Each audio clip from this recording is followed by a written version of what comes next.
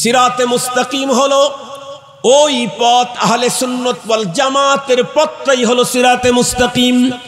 আল্লাহর পয়গম্বর লম্বা একটা হাদিসের ভিতরে বর্ণনা করেছেন, পয়গম্বর বলেন বনি ইসরাইল ৭২ ফেরকায় বিভক্ত ছিল, আমার উম্মতের ভিতরে ফেরকা আরো একটা বেড়ে ৭৩ ফেরকা হয়ে যাবে, সবগুলি জাহান্নামের ভিতরে যাবে, শুধুমাত্র কেবলমাত্র একটা ফেরকা আল্লাহ পাকের জান্নাতে যাবে। সাহাবায়ে কেরাম জিজ্ঞাসা করলেন মানহুম ইয়া রাসূলুল্লাহ, ৭৩ দলের ভিতরে শুধুমাত্র একটা দল যদি জান্নাতি হয় তাহলে তো বড় কঠিন বিষয়, তাহলে তো বড় ঝুঁকির বিষয়, তাহলে তো বড় আতঙ্কের বিষয়। ওগো আল্লাহর হাবিব, আমরা জানতে চাই যেই গ্রুপটা নিরঙ্কুশ আল্লাহর জান্নাতে যাবে তারা কারা? পয়গম্বর তখন উত্তর করলেন মা আনা আলাইহি ওয়া আসহাবি, আমি রাসূল যেই পথ আর মতের উপরে, আর তোমরা সাহাবীদের জামাত যেই পথ আর মতের উপরে, এই পথ আর মতে যারা চলবে তারাই জান্নাতি। আল্লাহু আকবার বলেন, আল্লাহু আকবার। তাহলে সিরাতে মুস্তাকিম কোন পথ? সাহাবী, নবী এবং সাহাবীদের পথ। কথা বলেন না কেন? নবী এবং সাহাবীদের পথ। সাহাবীদের পথ যে সিরাতে মুস্তাকিম, এই পথে যে জান্নাতে ঢোকা যায়, এ কথা শুধু পয়গম্বর বলেছেন না, আল্লাহ নিজেই বলেছেন। আল্লাহ পাক বলেন আস-সাবিকুনাল আউয়ালুনা মিনাল মুহাজিরিনা ওয়াল আনসার ওয়াল্লাযীনা ইত্তাবাউহুম বিইহসান রাদিয়াল্লাহু আনহুম ওয়া রাদু আন ওয়া আ'আদ্দা লাহুম জান্নাতিন তাজরি তাহতাহাল আনহার।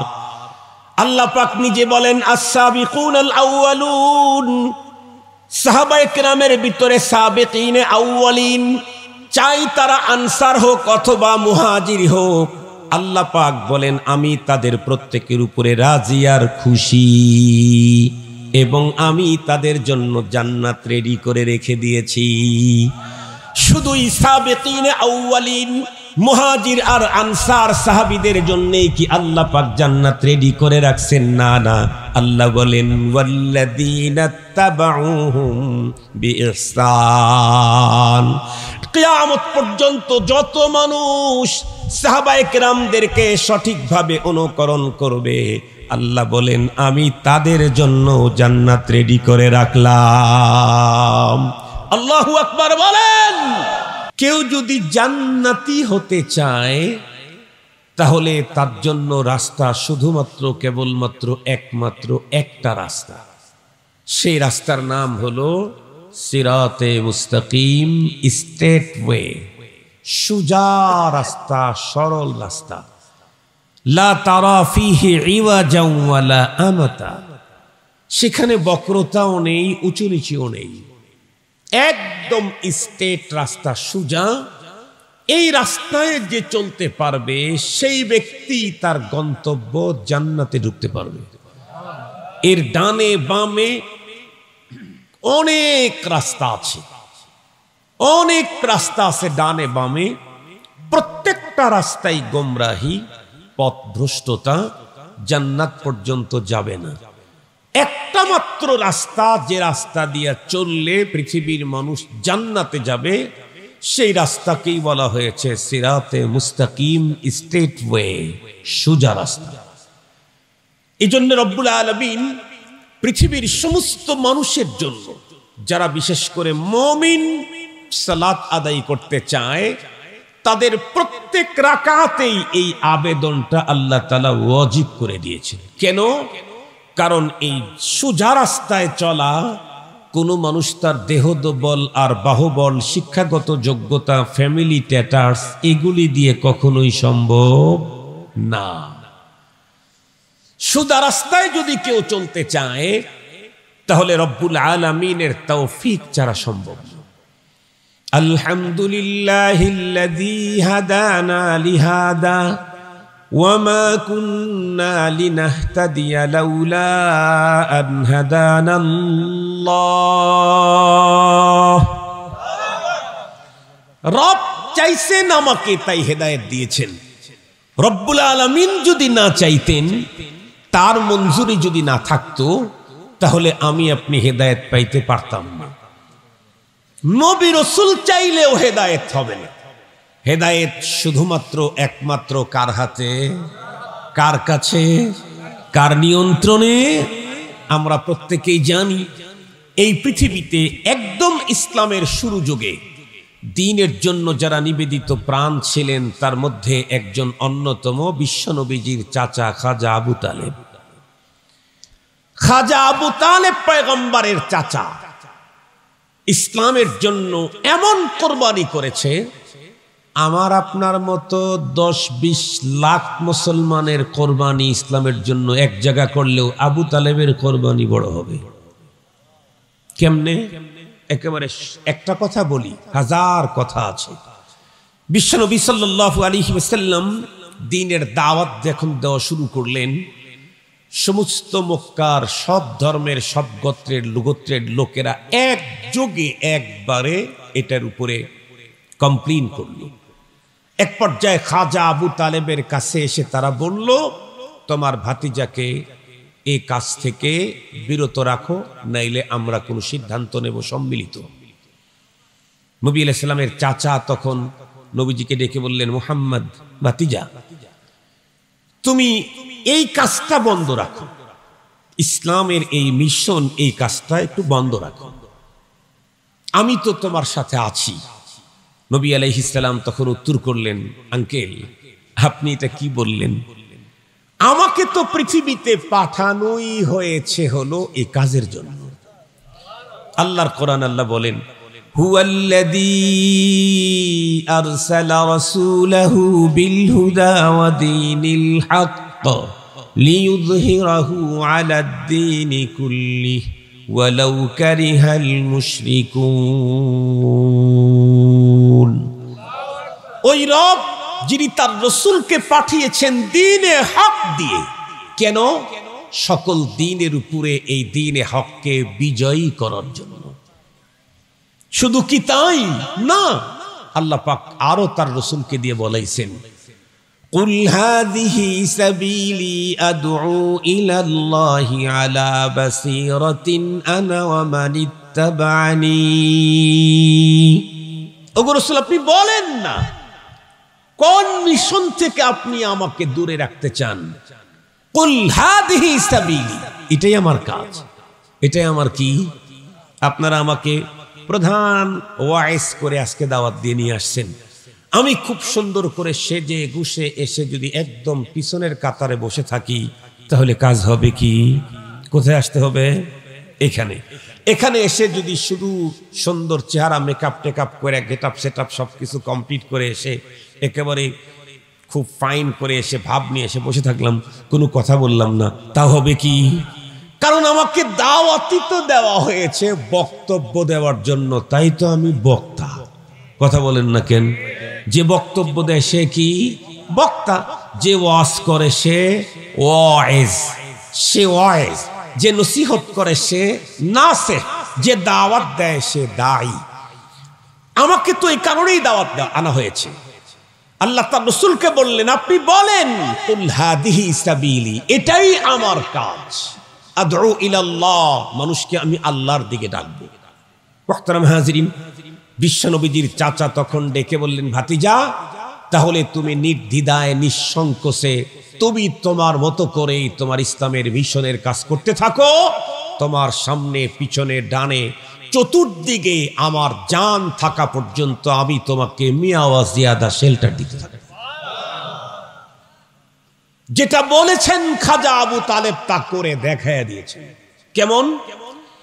খাজা আবু তালেব কেন তার ভাতিজাকে নতুন দিনের প্রচার থেকে বিরত রাখছে না? এই কারণে পুরা মক্কার মানুষেরা ঐক্যবদ্ধ হয়ে পুরা ফ্যামিলির উপরে বয়কট চাপায়া দিল। কেউ কথা বলে না, কোন দোকানে কোনো কিছু কেউ তাদের কাছে বিক্রি করে না, কেউ তাদেরকে সালাম দেয় না, তাদের সাথে কেউ দেখা করতে আসে না, তাদেরকে কারো বাসায় কোনো বৈঠকে ঢুকতেও দেয় না। এই বয়কট জীবন যে কত কঠিন! খাবার না পেয়ে শেষ পর্যন্ত গাছের পাতা পুতা খেয়েও আবু তালেব দিনাতিপাত করেছে, তবুও ইসলামের এ মিশন বন্ধ হতে দেয় নাই। এখন বলেন আমার মতো লাখ মুসলমান এক জায়গায় করলেও খাজা আবু তালেবের মতো ওই কোরবানি সমান হবে না। মুহতারাম হাজিরিন, এ কারণেই পয়গম্বর তার জন্য এবং তার মিশনের জন্য তার চাচার যে অস্বাভাবিক ত্যাগ কোরবানি, এ কারণেই মৃত্যুর সময় ঘনায় যখন আসছে চতুর্দিক থেকে মক্কার লিডারেরা খাজা আবু তালেবের মাথার কাছে একদম ভিড় করে জমিয়েছে। কেন? চিন্তা করতেছে এই মুহূর্তে যদি মুহাম্মদ সাল্লাল্লাহু আলাইহি ওয়াসাল্লাম এসে তার চাচাকে বলে আর শেষ মুহূর্তে যদি কালিমা পড়ে মুসলমান হয়, তাহলে আমাদের সকলের মুখে চুনকালি পড়ে যাবে। বিশ্বনবী সাল্লাল্লাহু আলাইহি ওয়াসাল্লাম তার প্রিয় বন্ধুরা আমার মুআজ্জাজ সম্মানিত চাচার একদম অন্তিম মুহূর্তে পয়গম্বর হাঁটি হাঁটি পা পা করে একদম কাছে চলে গেলেন। দেখলেন চতুর্দিকে বড় বড় লিডারেরা বন্ধুরা আমার তার চাচার চতুর্দিকে ঘিরে আছে। উনি ডেকে বললেন, আমার চাচার সামনে আমাকে বসার মতো সুযোগ করে দিতে হবে। একটা পর্যায়ে পয়গম্বর সাল্লাল্লাহু আলাইহি ওয়াসাল্লাম তার চাচার কানের সঙ্গে মুখ লাগায় ডেকে বললেন, চাচাজি এই আপনি একটা কাজ করেন, আমি আমার কানটা আপনার মুখের সঙ্গে লাগাই, আর তখনই আপনি শুধু একবার পড়ে দেন লা ইলাহা ইল্লাল্লাহু মুহাম্মাদুর রাসূলুল্লাহ। বিশ্বনবীজি যখন এটা বলতেছিলেন, চাচা তখন ডেকে বলল, বেটা তোমার দিন যে দিনে হক, এর ব্যাপারে আমার কিঞ্চিত পরিমাণে কোনো সন্দেহ নাই, কিন্তু আমার অন্তিম মুহূর্তে মৃত্যুর আগ মুহূর্তে এই কালিমা আমি পড়ে যেতে পারতেছি না, কারণ সারা জীবন বাপদাদার ধর্ম পালন করে মৃত্যুর আগ মুহূর্তে তোমার ধর্ম যদি পালন করি, মক্কার কাফেররা সারা জীবন আমাকে বকা দিতে থাকবে। আমি এই বকাগুলি আর মরণের পরে এই বকা আমার গাড়ের উপরে কাঁধের উপরে নিতে চাই না।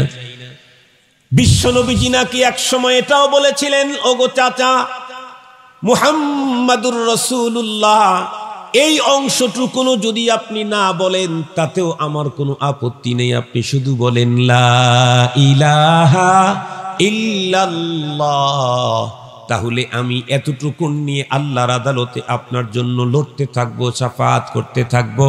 তখনও বন্ধুরা আমার খাজা আবু তালেব যখন বলতেছেন না, রব্বুল আলামিন তখন আয়াত নাযিল করে দিলেন, ইন্নাকা লা তাহদি মান আহবাবতা ওয়ালাকিন্নাল্লাহা ইয়াহদি মান ইয়াশা।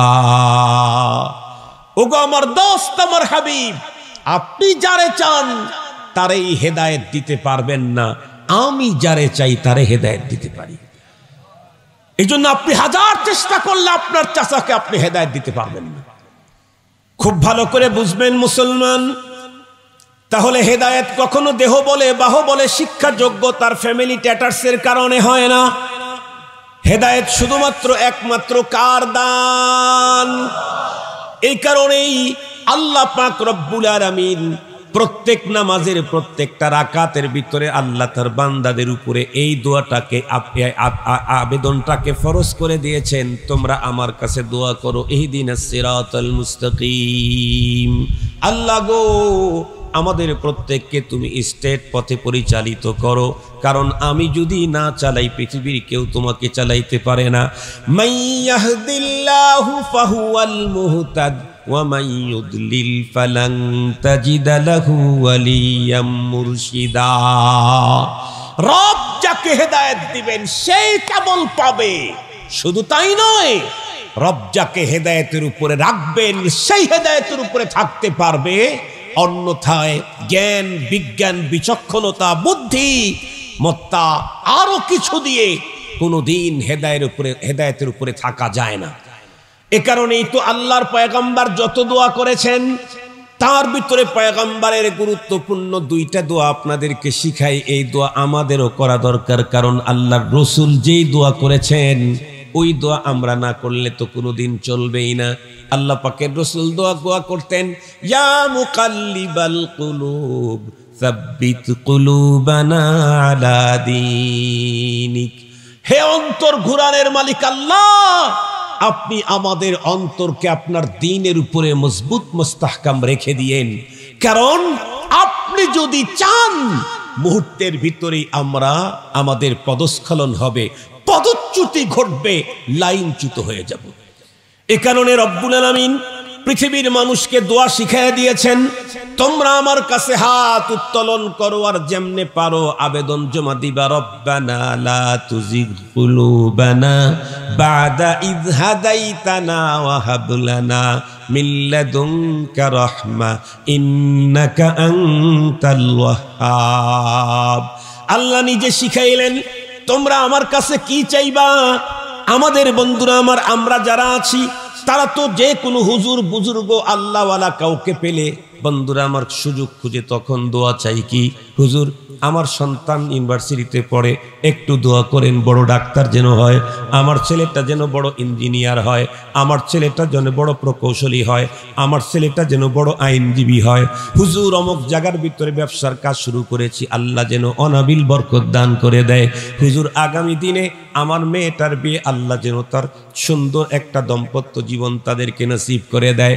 হুজুর আমি অমুক জায়গার ভিতরে কাজ করতেছি, সেখানে যেন বরকত হয়।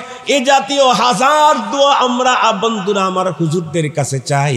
তাই তো আমার উস্তাদ শেখুল হাদিস আল্লামা আজিজুল হক রহমাতুল্লাহ আলাইহি বড় আফসোস করে একদিন বুখারী পড়াইতে গিয়া বলতেছিলেন, জীবনের বড় আফসোস থেকে গেল বলে কি, দেশে বিদেশে যত জায়গায় গেলাম আমাদেরকে মানুষ কাছে পাওয়ার পরে অত্যন্ত বিনয়ের সাথে আগ্রহ ভরে দোয়ার জন্য আবেদন করে, কিন্তু সারা জীবন শুধুই আবেদনের ভিতরে আসলো। হুজুর টাকার দোয়া করেন, গাড়ির দোয়া করেন, বাড়ির দোয়া করেন, ব্যবসার বরকতে দোয়া করেন, সন্তানদের জন্য দোয়া করেন।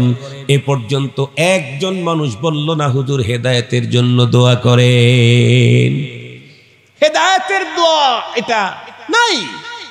অথচ রব যেই দোয়াটাকে বান্দার প্রত্যেক রাকাত নামাজের ভিতরে ওয়াজিব করেছেন সেটি হলো হেদায়েতের দোয়া। প্রত্যেক রাকাত নামাজে ওয়াজিব করেছেন, সেটা হলো হেদায়েতের দোয়া। কেন? হেদায়েত যদি তোমার না থাকে তাহলে তোমার নামাজ, তোমার রোজা এগুলি মুহূর্তেই বিনিশ হয়ে যাবে, মুহূর্তেই শেষ হয়ে যাবে। হেদায়েত তুমি তোমার বাহুবল দেহ বলে ধরে রাখতে পারো না। রব যদি কাউকে তৌফিক দেয় তাহলে সম্ভব, নাইলে কোনোদিন সম্ভব না। মুসলমান ভাইরা আমার খুব ভালো করে বুঝবেন। এখন কথা হলো হুজুর আল্লাহ পাক প্রত্যেকটি রাকাত নামাজের ভিতরে হেদায়েতের যে দোয়া আমাদের জন্য ওয়াজিব করলেন সেটা হলো ইহদিনাস সিরাতাল মুস্তাকিম। আল্লাহ আমাদেরকে সিরাতে মুস্তাকিমে চালান। আমরা জানতে চাই সিরাতে মুস্তাকিম বলতে কোন পথ বুঝানো হলো। আমরা তো এমনি বন্ধুরা আমার তর্জমা করে দিলাম স্টেট ওয়ে, সোজা রাস্তা। সোজা রাস্তা বলতে কোন রাস্তা? কি ঢাকা থেকে চট্টগ্রামের সোজা রাস্তা, নাকি কলকাতা থেকে পাকিস্তানের সোজা রাস্তা, নাকি মক্কাতুল মুকাররমা থেকে মদিনার সোজা রাস্তা? সিরাতে মুস্তাকিম বলতে কি বুঝায় এই প্রসঙ্গে তাফসীরে ইবনে কাসিরের ভিতরে লম্বা বর্ণনা এসেছে। আমি যেহেতু 40 মিনিট কথা বলার ইচ্ছা আমার, এ কারণে অনেক লম্বা কথা বলতে পারবো না, মাত্র 2-3টা কথা বলবো। তার ভিতরে একটা কথা গভীরভাবে লক্ষ্য করলে সবগুলি তথ্যের মূল হলো মুতাবাআতুল্লাহি ওয়া রাসূলিহি। সিরাতে মুস্তাকিম হলো আল্লাহ এবং তার রাসূলের অনুকরণের পথ। কোন পথ কথা বলেন না কেন?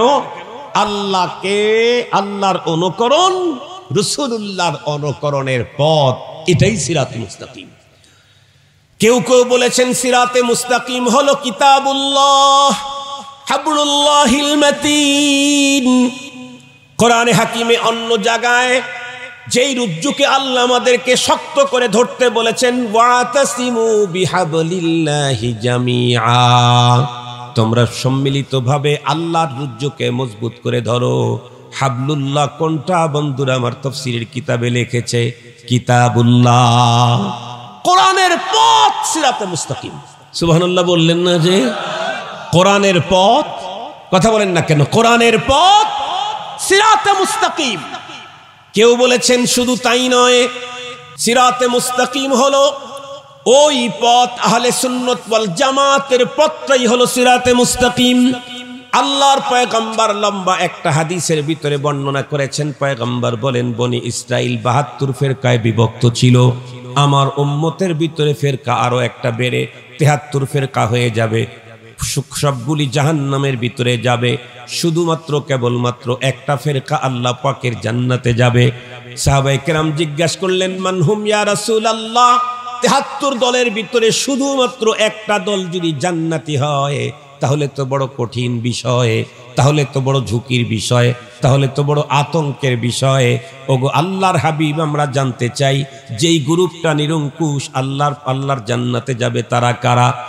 পয়গম্বর তখন উত্তর করলেন মা আনা আলাইহি ওয়া আসহাবি, আমি রাসূল যেই পথ আর মতের উপরে, আর তোমরা সাহাবীদের জামাত যেই পথ আর মতের উপরে, এই পথ আর মতে যারা চলবে তারাই জান্নাতি। আল্লাহু আকবার বলেন, আল্লাহু আকবার। তাহলে সিরাতে মুস্তাকিম কোন পথ? সাহাবী, নবী এবং সাহাবীদের পথ। কথা বলেন না কেন? নবী এবং সাহাবীদের পথ। সাহাবীদের পথ যে সিরাতে মুস্তাকিম, এই পথে যে জান্নাতে ঢোকা যায়, এই কথা শুধু পয়গম্বর বলেছেন না, আল্লাহ নিজেই বলেছেন। আল্লাহ পাক বলেন আস-সাবিকুনাল আউয়ালুনা মিনাল মুহাজিরিনা ওয়াল আনসার ওয়াল্লাযীনা ইত্তাবাউহুম বিইহসান রাদিয়াল্লাহু আনহুম ওয়া রাদু আন ওয়া আ'আদ্দা লাহুম জান্নাতিন তাজরি তাহতাহাল আনহার। আল্লাহ পাক নিজে বলেন আস-সাবিকুনাল আউয়ালুন, সাহাবায়ে কেরামের ভিতরে সাবিকিনে আউয়ালিন, চাই তারা আনসার হোক অথবা মুহাজির হোক, আল্লাহ পাক বলেন আমি তাদের প্রত্যেকের উপরে রাজি আর খুশি, এবং আমি তাদের জন্য জান্নাত রেডি করে রেখে দিয়েছি। শুধুই সাবিকিনে আউয়ালিন, মুহাজির আর আনসার সাহাবীদের জন্যই কি আল্লাহ পাক জান্নাত রেডি করে রাখছেন? না না, আল্লাহ বলেন ওয়াল্লাযীনা তাবাউহুম বিইহসান। কিয়ামত পর্যন্ত যত মানুষ সাহাবায়ে কেরামদেরকে সঠিকভাবে অনুকরণ করবে, আল্লাহ বলেন আমি তাদের জন্য জান্নাত রেডি করে রাখলাম। আল্লাহু আকবার বলেন। এ মুসলমান, বর্তমান সময়ে বাংলাদেশে সবচাইতে বড় ভয়ঙ্কর মুহূর্ত কাটতেছে। আমরা তো সারা জীবন শুধু শুনে আসলাম ওযু ভঙ্গের কারণ আছে, নামাজে রোজা ভঙ্গের কারণ আছে, হজ ভঙ্গের কারণ আছে, কিন্তু ঈমান ভঙ্গের যে কারণ আছে সেটা অনেকেরই জানা নাই। ঈমান ভঙ্গের কারণ আছে না নাই? কথা বলেন, ঈমান ভঙ্গের কারণ আছে না নাই? আপনি যতই সুন্দর করে ওযু করেন, ইসবাগে ওযু, যত মাযহাব আছে সমস্ত মাযহাবের ইমামদের সবগুলি কথা মেনে বড় চমৎকার ওযু করলেন জমজমের পানি দিয়েই, তাই বলে কি এই ওযু চিরজীবন থেকে যাবে না ভেঙে যাবে? কখন ভাঙবে? ওযু ভঙ্গের কারণ যখন আমার দ্বারায় প্রকাশ পাবে তখনই ওযু ভেঙে যাবে। সেটা ওযু করার মাঝখানেও হতে পারে, ওযু করার সাথে সাথেও হতে পারে, ১-২ দিন পরেও হতে পারে। নামাজ যদি বাইতুল্লাহর ভিতরে আমি শুরু করি, কমপ্লিট মুকাম্মাল ওযু করার পরেও, তারপরেও কি এ নামাজ ভেঙে যাওয়ার সম্ভাবনা নাই? একেবারে সহজে বুঝবার জন্য বলি, নামাজের ১৩ ফরজ, নামাজের ১৪ ওয়াজিব, ৪ রাকাত নামাজে ৫১টা সুন্নত, সবগুলি মেইনটেইন করে একেবারে বাইতুল্লাহর ভিতরে ঢুকে, হাতিমে কাবার ভিতরটা বাইতুল্লাহর ভিতরের অংশ, সেখানেই যদি আমি সালাত আদায় করতে থাকি, টোটাল ৫১ সুন্নত আদায় হয়েই গেছে প্রায়। শুধুই সালামটাই বাকি আছে, ৪ রাকাতের কমপ্লিট। সালামের মাত্র ২০ সেকেন্ড আগে নির্ধারিত শরীরের কোনো এক জায়গা দিয়ে যদি বাতাস বের হয়ে যায়, তাহলে নামাজ আছে না গেছে? সব জায়গার বাতাসে নামাজ যায় না। সব জায়গার বাতাস বেরোলে কি নামাজ যায়? নাক দিয়ে মুখ দিয়ে বাতাস বেরোলে নামাজ যায় না। মেয়েদের আরো কিছু জায়গা আছে যেখান থেকে বাতাস বের হলে ওযু নষ্ট হয় না, নামাজ যায় না। কিন্তু একটা জায়গা এমন আছে যেখান দিয়ে ছেলেদের বাতাস বেরোলেও যাবে, মেয়েদের বাতাস বেরোলেও যাবে। এরকম জায়গা আছে না নাই? আছে। তো ওই রকম এক জায়গা দিয়া একেবারে সালাম ফিরানের আগ মুহূর্তে যদি বাতাস বের হয়, এই সুন্দর নামাজটা আসে না ভেঙে গেছে? 70-80 বছর পর্যন্ত আপনি সিরাতে মুস্তাকিমের উপরে ছিলেন, মৃত্যুর 1 বছর আগে এসে এমন একটা কথা বললেন, এমন একটা কাজ করলেন, এমন কিছু বক্তব্য দিলেন যে মৃত্যুর 2 বছর আগে আপনার সাজানো গোছানো ইমানটা ভেঙে গেল। কথা বলেন না কেন? মৃত্যুর আগে এসে আপনার ইমানটা ভেঙে গেল। ভালো করে বুঝার জন্য চেষ্টা করবেন। এই তো মাত্র কিছুদিন আগে গেল হিন্দুদের বড় পূজা। এই পূজাতে কি পরিমাণে মুসলমানদের ইমান যে ভাঙছে তাদের খবরই নাই। আমাদের দেশের অনেক মানুষ পূজা অনুষ্ঠানে গিয়ে 2 হাত এরকম করে তাদের মতো করেই কি দিয়েছে যেন, প্রণাম দিয়েছে। কারে? মূর্তিরে, প্রতিমাকে। বলুন তো দেখি, ইসলামের কোন কর্নারে প্রতিমা রাখার সুযোগ?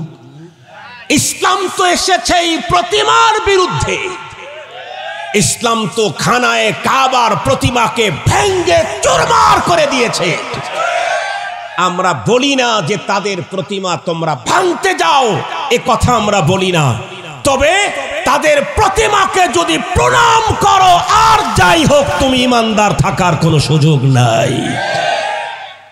আমাদের দেশের রাজনৈতিক বন্ধুরা কি বলে, হুজুর আমরা তো একটু ভোটের ব্যবসা করি, তো ভোটের ব্যবসা করেন দেখে কি প্রণাম করতে হবে? ভোটের ব্যবসা শুধু আপনিই করেন, এদেশের হিন্দুরা কি ভোটের ব্যবসা করে না? এদেশের হিন্দু কি এমপি ছিল না? এদেশের হিন্দু কি উপজেলার চেয়ারম্যান ছিল না? এদেশের হিন্দুরা কি ইউনিয়ন পরিষদের চেয়ারম্যান হয় না? জিজ্ঞাসা করতে চাই, এদেশে হিন্দু ভোটার বেশি না মুসলিম ভোটার বেশি? মুসলিম ভোটার বেশি হওয়ার পরেও যদি হিন্দু সে এমপি হওয়ার জন্য মুসলমানদের ঈদগাহ মাঠে না যাওয়া লাগে, হিন্দু সেখানে 8% 12% তাদের ভোটের জন্য তোমাকে প্রণাম দিতে হয়, তুমি মুসলিম নাও। তুমি কিসের মুসলিম? সব অনেক কিছু জোর করে হওয়া যায়, ইমানদার জোর করে হওয়া? কথা বলেন না কেন? ইমানদার জোর করে হওয়া, সবকিছু অনেক কিছুই জোর করে হওয়া যায়। দিনের ভোট রাত্রে দিয়া এমপি হওয়া যায়, শুধু টিকিট দিয়েও এমপি হওয়া যায়। কথা বলেন না কেন? শুধু টিকিট দিয়েও এমপি হয়েছে না? অতীতে হয়েছে, হয়তো আগামী দিনেও হতে পারে, হইতেই পারে। কিন্তু ঈমান আর ইসলাম জোর করে, কথা বলেন না কেন? ঈমান ইসলাম জোর করে হয় না। মুহতারাম হাজিরিন, ওরা হলো 10% 12%, 10% 12% হিন্দুদের ভোটের আশায় তাদের পূজা মণ্ডপে গিয়ে প্রণাম দেওয়া, তাদের পূজার দেবদেবীর প্রশংসা করা, এটা ঈমান ভঙ্গের অন্যতম ভয়ঙ্কর একটা কারণ। মুসলমান ভাইরা রে আমার, লম্বা কথা আমি বলতে চাই না। আমি যেই কথাটা বলতেছিলাম, আমরা প্রত্যেকেই কিন্তু যারা বিশেষ করে নামাজি, প্রত্যেক রাকাত নামাজের ভিতরে আসামির মতো আল্লাহর বন্ধুরা আমার সামনে দাঁড়ায় কি বলি, ইহদিনাস সিরাতাল মুস্তাকিম। আয় আল্লাহ, তুমি আমাদেরকে সঠিক পথে পরিচালিত করো। সিরাতে মুস্তাকিম বলতে কোন পথের আবেদন জানাইলাম? মুফাসসিরিনে কেরাম বন্ধুরা আমার যে তথ্যগুলি দিয়েছেন, তাদের ভিতরে একটা তথ্য হলো সিরাতে মুস্তাকিম আহলে সুন্নাত ওয়াল জামাতের পথ। মা আনা আলাইহি ওয়া আসহাবি, আমি নবী এবং আমার সাহাবায়ে কেরাম যেই পথ আর মতের উপরে প্রতিষ্ঠিত, এই পথ আর মতের উপরে যারা চলবে তারা সিরাতে মুস্তাকিমের উপরে। জিজ্ঞাসা করতে চাই, পয়গম্বর এবং তার সাহাবায়ে কেরামের কোনো একজন জীবনে কোনোদিন কোনো প্রতিমার প্রশংসা করেছে নাকি? জীবনে কোনোদিন প্রতিমার ঘরের ভিতরে গিয়া প্রতিমাকে শ্রদ্ধা নিবেদন করেছে নাকি? তাহলে আমি নামাজের ভিতরে দাঁড়ায় মালিককে কি বললাম? মালিককে বললাম, আল্লাহ সিরাতে মুস্তাকিমে আমাকে চালা, আমি চলতে চাই। ওখান থেকে বের হয়ে যদি প্রতিমার কাছে গিয়া তার প্রশংসা করি, তার ভূয়সী প্রশংসা লেখা যদি দেই, তাহলে কি হলো? আমি যেন আল্লাহর ঘরে ঢুকে আল্লাহর সামনে দাঁড়ায়া ভয়ঙ্কর মিথ্যা প্রতিশ্রুতি দিয়ে আসলাম। আমার কন্ডিশন কি হবে একটু ফিকির করা দরকার। মুসলমান ভাইরা আমার খুব ভালো করে বুঝবেন, ইহদিনাস সিরাতাল মুস্তাকিম, এই পথ একমাত্র জান্নাতে যাওয়ার পথ।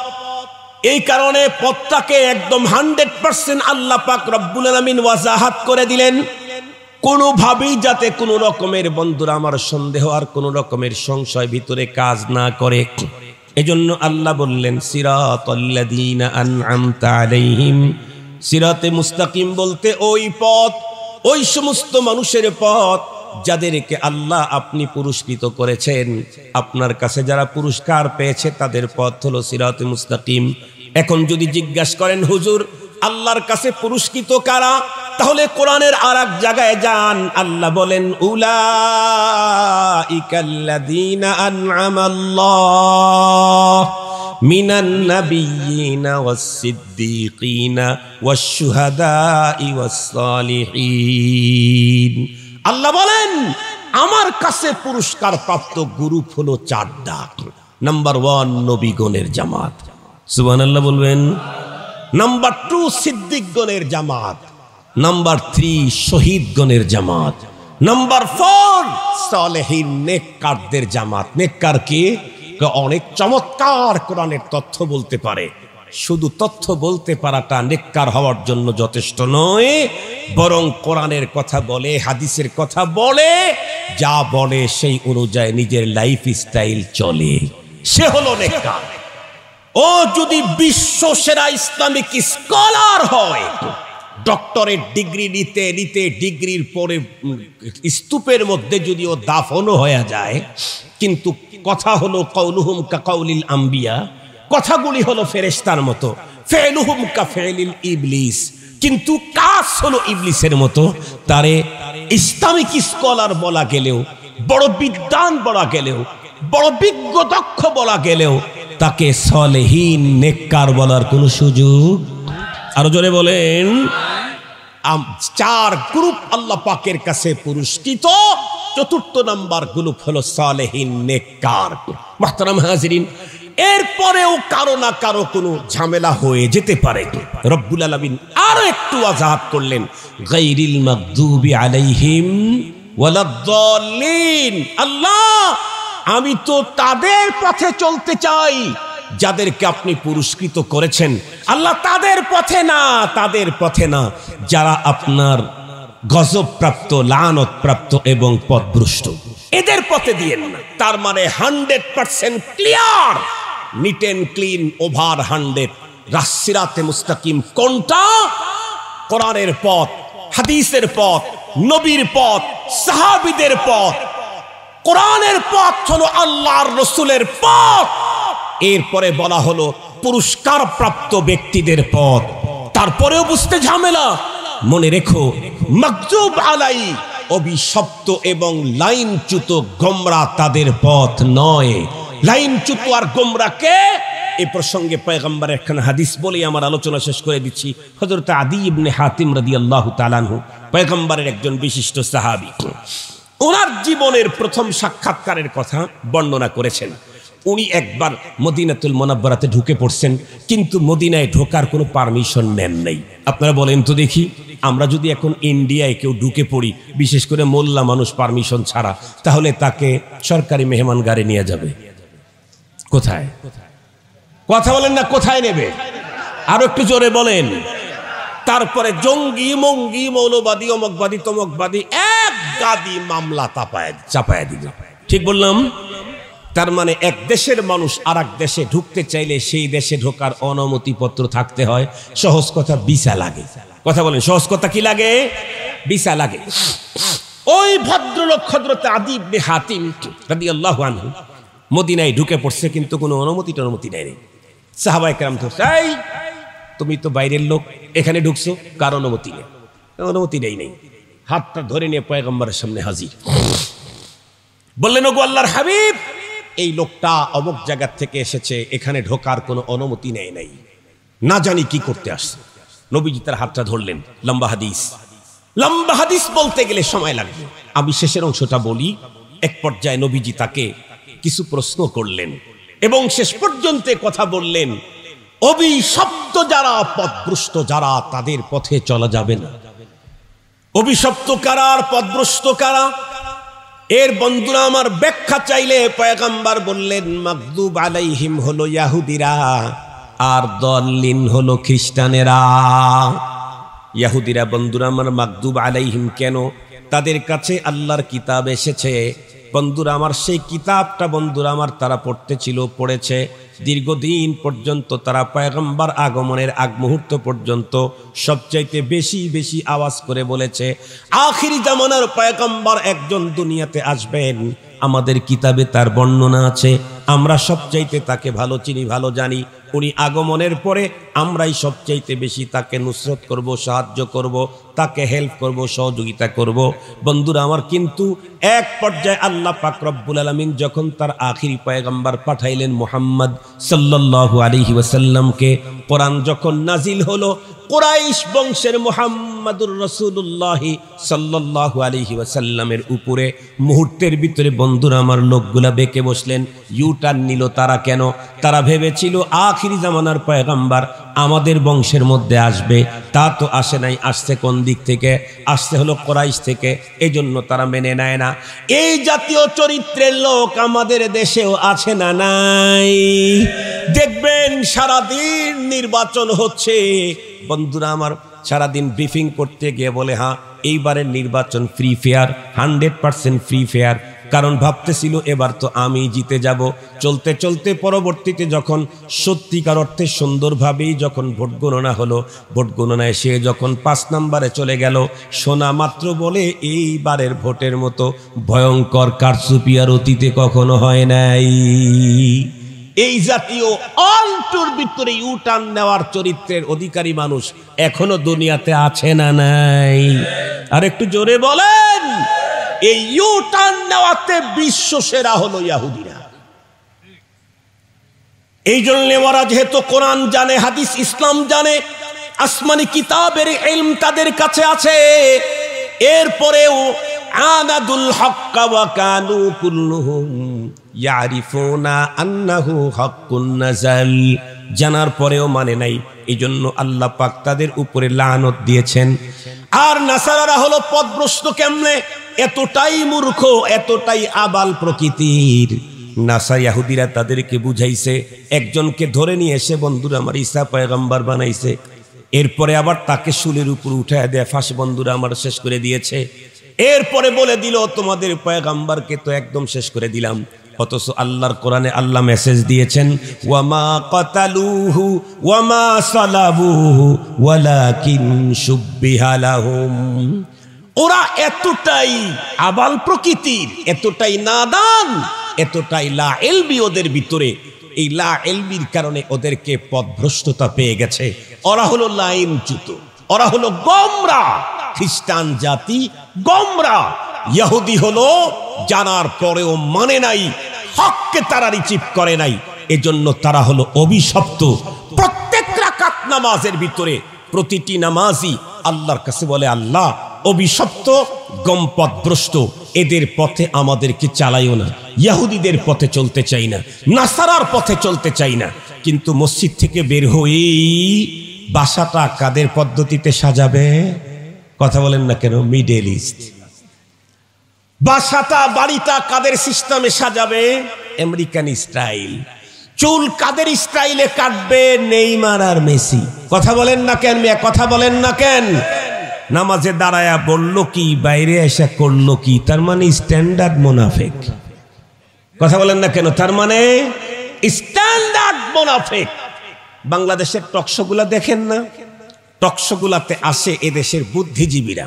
এত বুদ্ধি আমাদের ওই ভাইদের, বুদ্ধির কারণে মাথায় চুলই থাকে না, এত বুদ্ধি।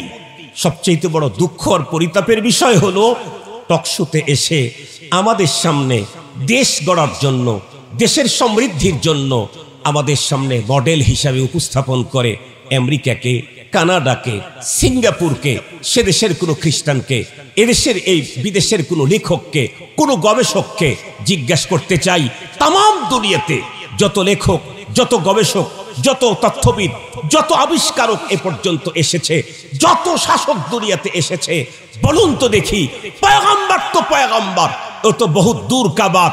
সিদ্দিক আকবর, ফারুক আজমের মতো আরো একটা শাসক পৃথিবী কোনোদিন দেখাইতে পারবে?